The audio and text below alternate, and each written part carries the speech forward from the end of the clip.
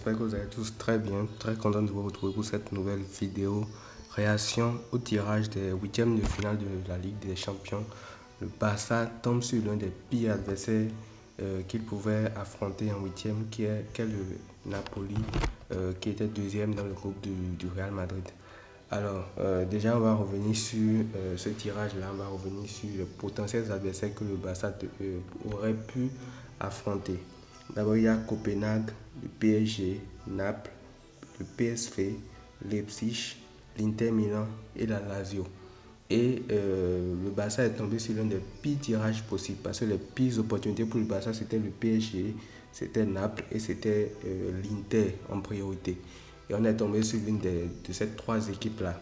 Alors ça ne veut pas dire que le Barça est totalement mort, ça ne veut pas dire que non, on est éliminé tout de suite et tout, parce que beaucoup vont se baser sur la forme du moment pour dire que le Barça est déjà mort, alors qu'on est loin d'être en février. C'est vrai qu'actuellement, le Barça n'est pas encore sur la meilleure période possible, mais d'ici février, où les matchs vont réellement se jouer, il y aura encore beaucoup de choses qui peuvent se passer. Il y a déjà le mois de janvier qui sera là avec la Super Coupe d'Espagne et tout. Et il y aura aussi la dynamique en Liga et en Coupe du Roi. Avant maintenant qu'on ne parle réellement de la forme en février. Mais c'est vrai que vu de là, tout de suite, ça fait peur quand même. Ça fait peur de voir le Barça tomber tout de suite sur une équipe de Napoli qui est quand même une très bonne équipe de Serie A, qui a fini deuxième du groupe et qui a joué deux fois le Real Madrid. Certes, a perdu les deux fois, mais au match retour aurait pu faire mal à cette équipe du Real Madrid. Donc voilà, ça reste quand même une belle affiche de Ligue des Champions, mais ça reste assez inquiétant pour le Barça, surtout quand on voit la forme actuelle de l'équipe. On se demande comment le Barça pourrait passer. Mais comme je l'ai dit, il n'y a pas à s'alarmer. Beaucoup de choses vont se passer d'ici février et actuellement, on ne peut pas vraiment se prononcer sur les chances du Barça de se qualifier ou pas. Mais moi, je préfère quand même être assez optimiste par rapport à ça et me dire que le Barça a quand même ses chances si le Barça joue bien le coup. Alors, on va revenir aussi un petit peu sur les autres équipes, vu que c'est le tirage de la Ligue des Champions. On va revenir un petit peu sur les autres affiches aussi. Et je vais donner mon avis très rapidement sur chaque confrontation. Alors déjà, il y a le FC Porto qui va jouer Arsenal. Arsenal qui est actuellement seul leader de la Première Ligue au classement et qui va jouer le FC Porto que nous on a eu dans notre groupe. Je pense que dans cette confrontation-là, déjà que Arsenal va recevoir retour à l'Emirates là-bas, je pense qu'il devrait pouvoir s'en sortir contre le FC Porto, même si dans le foot tout peut arriver, mais je pense quand même que Arsenal a ses chances.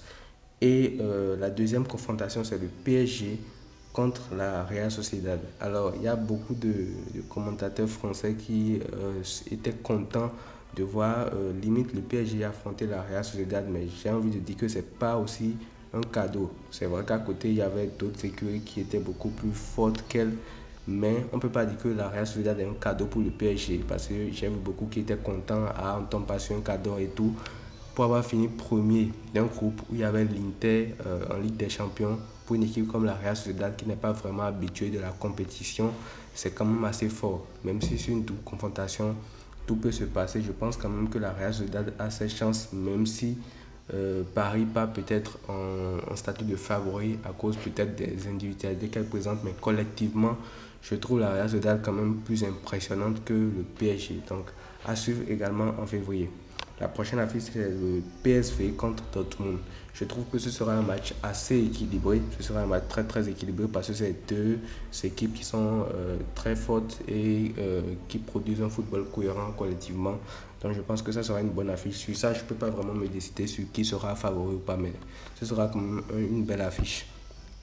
Ensuite, il y a le Real Madrid qui va affronter Leipzig. Et je pense que là, c'est vrai que Leipzig est une équipe très cohérente, très soudée collectivement et tout. C'est une très bonne équipe à avoir joué. Xavi Simons, Openda, etc. qui ont même posé beaucoup de problèmes à City aussi en phase de poule. Mais je pense quand même que le Real Madrid va se qualifier 14 fois vainqueur de la compétition, Bellingham, tout ça, tout ça. Donc je pense quand même que le Real fera le travail, encore plus qu'ils reçoivent à domicile au retour au Bernabeu. Alors, la prochaine confrontation, c'est l'Inter contre l'Atlético Madrid. Alors ça, je pense que c'est même l'une des meilleures affiches de la compétition. Je pense carrément que c'est l'une des meilleures affiches des huitièmes de finale quand on prend la globalité parce que c'est deux armées, j'ai envie de dire, deux équipes qui sont armées, qui savent défendre, qui savent aussi jouer, piquer rapidement en contre, qui savent se battre, qui savent souffrir, etc. Donc, je pense que c'est deux oppositions de style qui sont assez similaires et je ne peux pas aussi pronostiquer à l'avance qui peut s'en sortir. L'Atlético Madrid est capable de faire le meilleur match de l'année et d'exploser l'Inter, tout comme elle est capable de se prendre une raclée. Et l'Inter aussi c'est pareil. Mais sur ce que l'Inter a montré la saison passée, je lui donnerai quand même un léger avantage avec cette expérience Ligue des Champions, même si avec l'Atlético Madrid de Diego Simeone, tout est également possible pour passer en quart de finale. Alors la prochaine affiche, c'est le Bayern Munich contre la Lazio de Rome. Là, je pense que tout le monde sera d'accord pour dire que le Bayern n'est pas clairement favori, encore qu'ils reçoivent au retour également. Donc, je pense que normalement, le Bayern Munich devrait s'imposer contre la Lazio.